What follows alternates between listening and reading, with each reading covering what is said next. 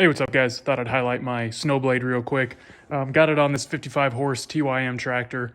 If you have any questions about the tractor, shoot them at me because I absolutely love this thing, but I know that they're not that popular and there's not a whole lot of information out there, especially on the YouTubes. But anyway, just a cheap 6-foot 3-point blade.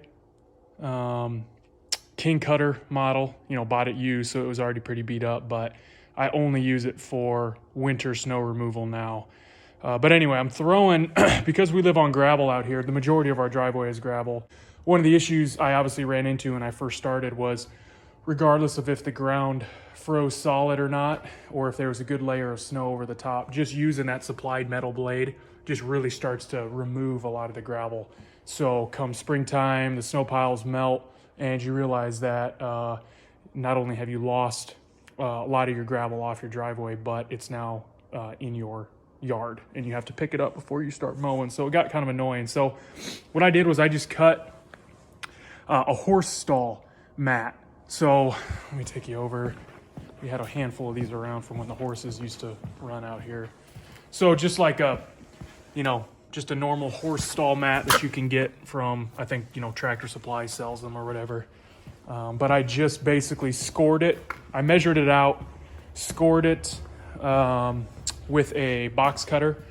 And then it took a while, but I was able to cut through it and just made this nice little bar that's about, it's a little bit wider than the width of, what is this, 4 inches, 5 inches maybe, of the cutting blade itself.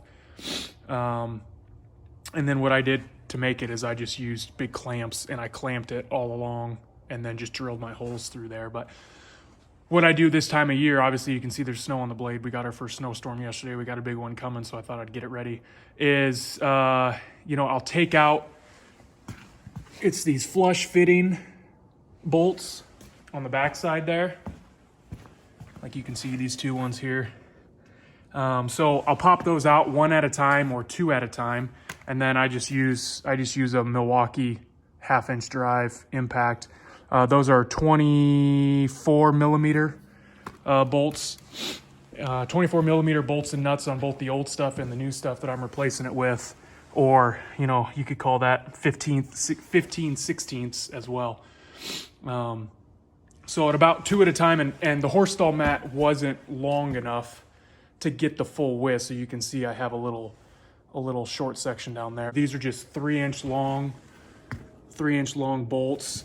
I use 2 of these big ass washers because, as you can see, and I've had this for at least 4 years, if not 5, of using this thing. And on the back side, let's see if I can find one. Yeah, you can see on the back side, it's really starting to pull through. But I just use 2 of these big ass washers on there.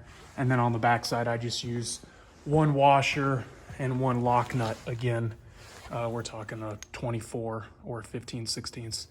So it's got the nylon insert in there to lock it up. So feed that through. See if I can do it while I'm holding the camera. Obviously the biggest pain is you don't want to undo all of these bolts at one time, because then you're going to lose your cutting bar. So you could do it 1 at a time. I do it 2 at a time. So I'll just give it a little bit of a tail, get some threads through the lock nut, and then I'll tighten it up to where I can't spin those washers anymore. So there we go, all finished. Comes on and off really quickly. Like I said, I only use this blade during the winter time. Now that I've got a box blade and a land plane, I use those during the growing season for the driveway. But I still take this rubber strip off every year before I store it outside anyway, just because I figure sunlight's gonna break down this stall matting a lot faster. So take that strip off, put the original nuts and bolts through it, and store it until winter. It actually works really well. I just did it, because I was bored one winter. I thought I'd give it a try, and it actually works really well. I have found, though, that it works the best when you allow a base to get on your gravel driveway, a base of snow. So like we had some just a little dusting yesterday. And as you can see, even just driving on it, you can see all that rock down there. The ground is not frozen enough that if I were to put that blade down right now and try and take this off, it would obviously pull up a bunch of rock with it. So usually the first couple snowfalls of the year, I don't use it. I don't clear snow. The best thing I found is to actually have people driving on it, smash it down, get all that hard snowpack, lock in those rocks. And we use pretty big gravel. It's actually crushed concrete that we use. My parents' place right up at the top of the driveway, and then the two neighbors over there, they actually use a lot smaller rock, which this works a lot better on smaller rock. If you've got small rock, small gravel driveway, this stuff, or this blade hardly moves that. I'll usually set the pitch to where it's, I haven't adjusted it yet. You can see if I were to lower it, the angle of that blade is the bottom of the blade is kind of aimed more towards the tires, like it's going to be digging. So I try and adjust that pitch to where the angle of the blade is either straight down, maybe just slightly forward. That way it's not scooping underneath the rocks as you're going. It's more of a gentle drag. And again, if you've got a nice good base of snow on the ground, it just sits right on top and it's like a big ass squeegee, just pulls that snow. The other thing that I'll do with it too, that works really well. It would work a lot better if I had a blade with a 3-point, or hydraulics. I'll occasionally pop that pin, spin that blade around, so now the rubber is on the backside, and then you can set that thing down and just back up, and you can push it, and that actually works a lot better.